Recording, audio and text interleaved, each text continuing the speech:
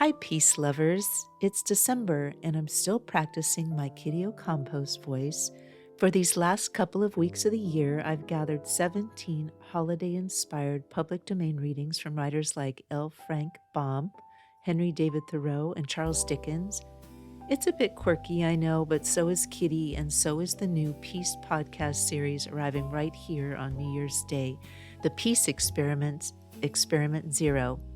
A humming government facility, a skeptical fact-checking goat, and a classroom full of teens collide when reporter Kitty Ocampos begins investigating the myths that keep peace just out of reach. The peace experiments explore what happens when young people finally ask the questions adults avoid. And perhaps you've been hearing the Next Peacelands here on the podcast. We'll be returning soon to the practice of holding peaceful intention for the specific war zones and the countries that supply weapons to them. But during this stretch of Kitty Reed's Holiday Lit for Peace, the Next Peacelands will simply offer the names of some of the spiritual organizations working quietly and steadily for peace. You can add your own peace intentions to their hopeful rivers of peace if you choose to stay through the end of this episode. As always, the creative books and projects I make for peace can be found at aviskalfsbeek.com, and the music for the Next Peacelands comes from the talented Javier Peque Rodriguez.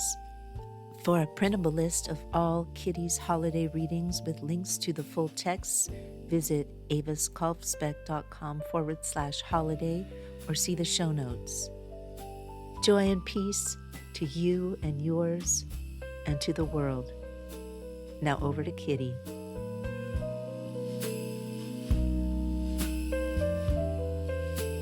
Today's reading comes from Mark Twain, Samuel Clemens, the American humorist who made a lifetime habit of telling the truth by turning it slightly sideways.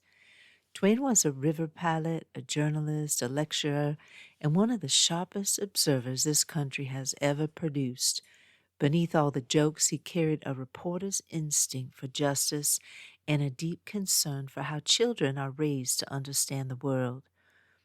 In 1875, Twain wrote a letter from Santa Claus for one of his daughters, and it has been reprinted ever since. It's a playful piece full of gentle mischief, warm affection, and that familiar Twain trick of mixing humor with a real look at human nature. He writes in Santa's voice, but you can feel Twain underneath, trying to offer a child both wonder and reassurance without talking down to her. What makes this letter so special is its honesty. Twain knew that children don't need perfection. They need attention, steadiness, and a grown-up who knows how to meet their imagination without making a mess of it. He treats the North Pole like a newsroom with good manners, organized, attentive, and a little bit magical. We'll read the letter today just as Twain wrote it, enough to feel that warm, practical humor of his and to remember that kindness often shows up in the smallest, simplest gestures. And well, honey, I could read the tag off a childhood keepsake if it helped remind us that care is the first language any of us learn. Sometimes a writer hands you a smile that also carries a bit of truth, especially when nobody, for goodness sake, is holding a gosh darn gun. Following is a letter from Santa Claus by Mark Twain. Palace of St. Nicholas in the moon, Christmas morning. My dear Susie Clemens, I have received and read all the letters which you and your little sister have written me. I can read your and your baby sister's jagged and fantastic marks without any trouble at all. But I had trouble with those letters which you dictated through your mother and the nurses, for I am a foreigner and cannot read English writing well. You will find that I made no mistakes about the things which you and the baby ordered in your own letters. I went down your chimney at midnight when you were asleep and delivered them all myself, and kissed both of you too, but there were one or two small orders which I could not fill because we ran out of stock. There was a word or two in your mamma's letter which I took to be a trunk full of doll's clothes. Is that it? I will call at your kitchen door about 9 o'clock this morning to inquire, but I must not see anybody, and I must not speak to anybody but you. When the kitchen doorbell rings, George must be blindfolded and sent to the door. You must tell George he must walk on tiptoe and not speak, otherwise he will die some day. Then you must go up to the nursery and stand on a chair or the nurse's bed and put your ear to the speaking tube that leads down to the kitchen, and when I whistle through it, you must speak in the tube and say, "Welcome, Santa Claus." Then I will ask whether it was a trunk you ordered or not. If you say it was, I shall ask you what color you want the trunk to be, and then you must tell me every single thing in detail which you want the trunk to contain. Then when I say goodbye and Merry Christmas to my little Susie Clemens, you must say, "Goodbye, good old Santa Claus. I thank you very much."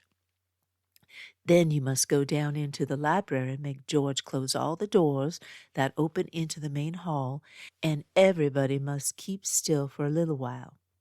I will go to the moon and get those things, and in a few minutes I will come down the chimney that belongs to the fireplace that is in the hall, if it is a trunk you want, because I couldn't get such a thing as a trunk down the nursery chimney, you know.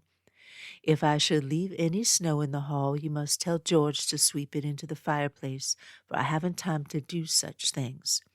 George must not use a broom, but a rag, else he will die some day. If my boots should leave a stain on the marble, George must not holy stone it away.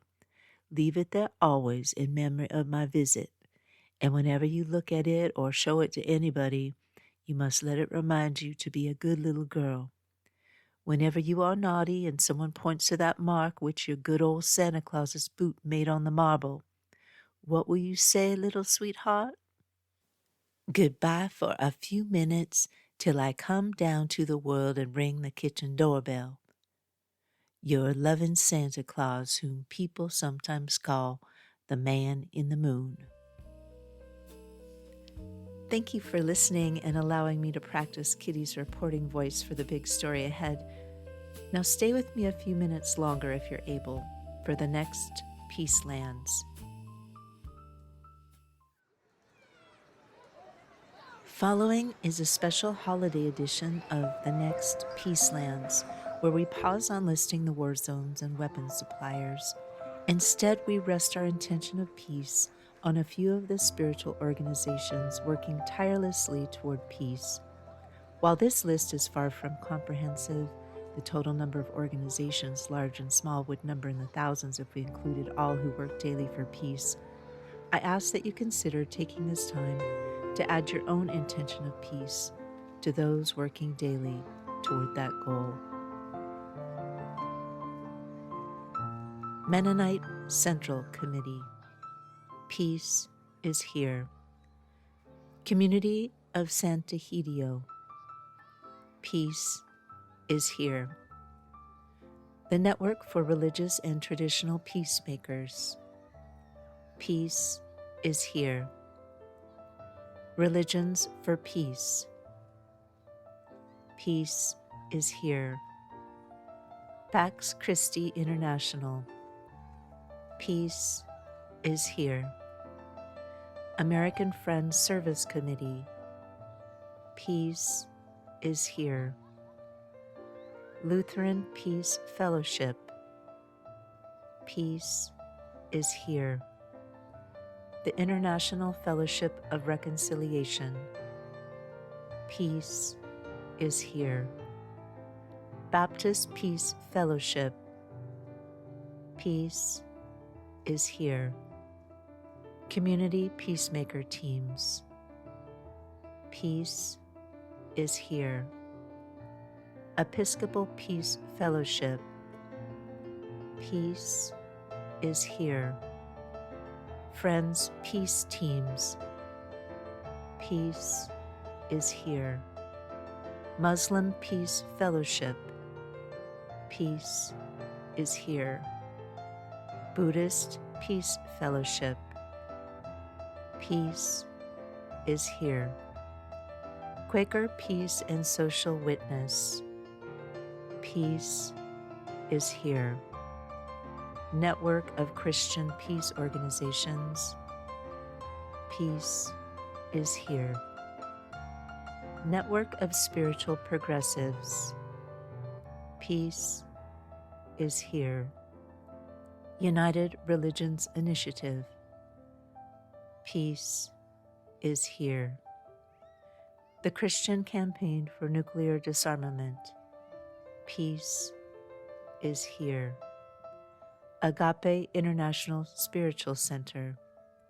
Peace is here.